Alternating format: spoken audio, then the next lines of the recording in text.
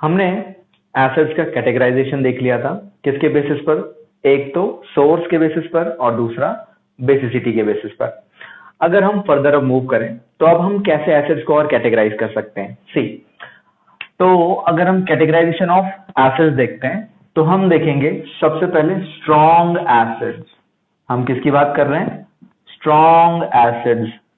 क्या होती है भाई अब ये स्ट्रॉन्ग एसिड? कैसे पहचानेंगे कि कौन स्ट्रॉन्ग एसिड है कौन नहीं है? सी, स्ट्रॉन्ग एसिड कहने का मतलब ये होता है कि ऐसी एसिड, ओके, मान लेते हैं कि हमारे पास कोई भी एक सब्सटेंस है, उसके मेरे पास 10 मॉलिक्यूल हैं। अब उन 10 मॉलिक्यूल को अगर मैंने पानी में डाल दिया तो 10 के 10 मॉलिक्यूल क्या हो जाएं? आयोनाइज हो जाएं। आयोनाइज मतलब H प्लस आयन रिलीज कर दें। ठीक है, ओके। अब अगर मैंने 20 ले लिए तो 20 को अगर मैं पानी में डालूं तब भी वो क्या हो जा रहे हैं? सेपरेट हो जा रहे हैं। 30 ले लूं तब भी वो सेपरेट, 50 ले लूं तब भी। तो इसका मतलब है strong acids are those substances, strong acids are those acids which ionizes completely in aqueous medium। ठीक है, जो एक्वस मीडियम होता है उसमें पूरी तरह से क्या हो जाते हैं? आयनाइज हो जाते हैं। Okay, completely. कैसे? फॉर एग्जाम्पल अगर हम HCl लेते हैं, HCl, ओके, पानी में डाला तो ये पूरी तरह से आयनाइज होके क्या बनाएगा? H प्लस आयन और Cl माइनस आयन। ठीक है, ओके। तो HCl एक क्या कहलाएगी? Strong acid.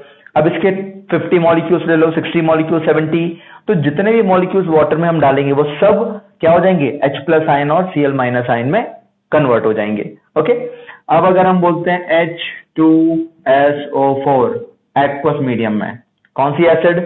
Sulphuric acid. तो क्या हो जाएगा?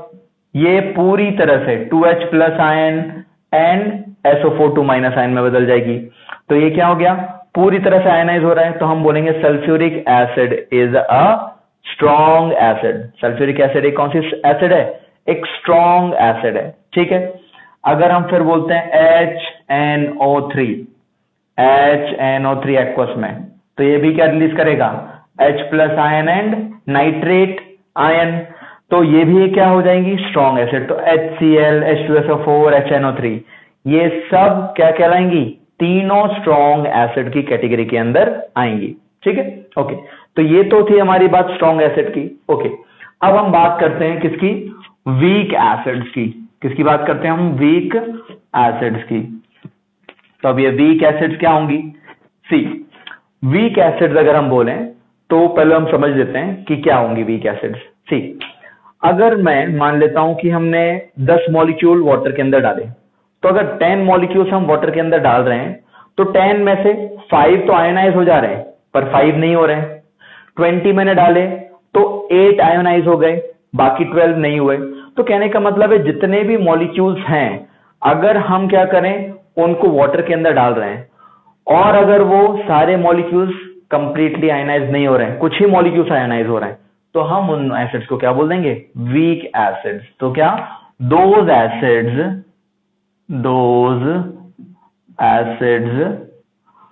which ionizes partially in aqueous medium। Aqueous medium में पार्शियली अगर आयनाइज हो जाएं तो उन्हें हम बोलेंगे weak acids. All organic acids are weak acids. All organic acids are weak acids. जितने भी ऑर्गेनिक एसिड्स होती हैं वो सब क्या होती हैं? वीक एसिड्स ही होती हैं। इसलिए तो हम मोस्टली जो भी फल है, फल के अंदर एसिड है, तो हम फ्रूट खाते तो हैं, तो जितने भी ऑर्गेनिक एसिड्स हैं सब क्या हैं? वीक हैं। ओके, अब लेकिन इनऑर्गेनिक एसिड्स, कई इनऑर्गेनिक एसिड्स होती हैं जो वीक होती हैं। तो इनऑर्गेनिक एसिड जो कि वीक एसिड होती हैं, फॉर एग्जांपल H2CO3 जो है वो पूरी तरह से कौन सी एसिड है? ये कार्बोनिक एसिड पूरी तरह से आयोनाइज नहीं होती है, carbonic acid is a weak acid. H3PO4 क्या है ये? फॉस्फोरिक एसिड, ठीक है, ये भी क्या है आपका? वीक एसिड है।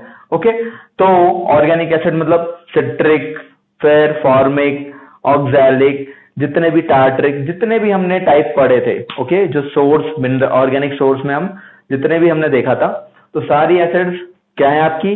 Weak acid. उसके साथ साथ कार्बोनिक एसिड, फॉस्फोरिक एसिड, ये सब भी क्या है? वीक एसिड्स हैं। ओके, नाउ ये तो हो गया हमारा स्ट्रॉन्ग और वीक। अब हम बात करते हैं किसकी? डाइल्यूट और कंसंट्रेटेड एसिड। ओके, अब हम बात किसकी करने वाले हैं? अब ये वर्ड जो कई बार जैसे लेबोरेटरी में हम जाते हैं, तो लेबोरेटरी में जाने पर हमें दोनों तरह की एसिड्स के कंटेनर मिलते हैं। Okay, dilute, concentrated. तो एक्चुअली इसका मतलब क्या होता है? हमें तो ये समझना है ना कि बता क्या रहा है। तो सबसे पहले अगर अपन देखते हैं कंसंट्रेटेड एसिड, कौन सी? Concentrated acids. तो कंसंट्रेटेड एसिड्स क्या होती हैं? सी, अगर हम कंसंट्रेटेड एसिड की बात कर रहे हैं तो कहने का मतलब ये होता है कि इन एसिड्स में वाटर बहुत ही कम है, ओके, या नेग्लिजिबल अमाउंट में, बहुत ही कम है। ऐसा 0% तो नहीं बोलूंगा, लेकिन बहुत कम अमाउंट में वाटर प्रेजेंट है, ठीक है। कंसंट्रेटेड एसिड्स क्या होंगी? Those acids which contains very less amount of water, जो क्या कंटेन करती है? बहुत कम, very less amount of water in it, are known as concentrated acids. हम उनको बोलते हैं कंसंट्रेटेड एसिड्स, ठीक है। ओके, अब फिर एक बात और आती है कि क्या है भाई डाइल्यूट एसिड। तो बस डाइल्यूट एसिड, अगर हमने बात करी कंसंट्रेटेड एसिड में पानी बहुत ही कम था, तो डाइल्यूट में क्या हो जाएगा? वाटर लार्ज अमाउंट में हो जाएगा। बिल्कुल, हम इनको कैसे डिफाइन कर सकते हैं? Those acids which contains large amount of water in it, ठीक है। अगर बहुत ज्यादा large amount of water present है, ओके, तो हम उन एसिड्स को क्या बोल देंगे? उन एसिड्स को हम बोल देते हैं डाइल्यूट एसिड्स। क्या बोल देते हैं? Dilute acids. अब सी बेसिकली क्या होता है कि जो कंसंट्रेटेड एसिड्स हैं उनको ही क्या कर दिया जाता है? डाइल्यूट कर दिया जाता है।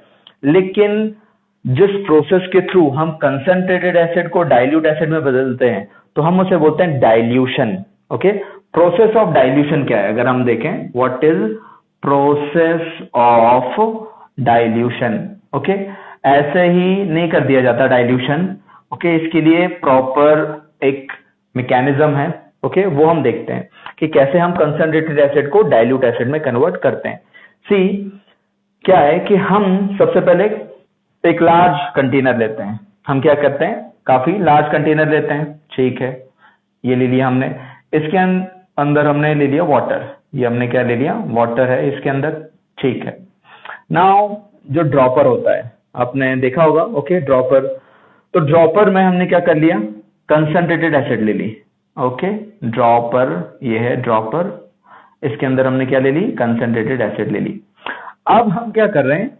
स्लोली 1 या 2 बूंद, ये क्या है? कंसंट्रेटेड एसिड है, कंसंट्रेटेड एसिड। अब कंसंट्रेटेड एसिड की हमने 1 या 2 बूंद किसके अंदर डाल दी? वाटर के अंदर डाल दी। किसके अंदर डाल दी? वाटर के अंदर डाल दी, ठीक है। तो हम जानते हैं सी क्या होता है? वाटर के अंदर जाने पर H+ आयन H+ आयन और जो भी आपका दूसरा पार्ट होता है, नेगेटिव पार्ट, वो क्या हो जाता है? सेपरेट हो जाता है, ठीक है।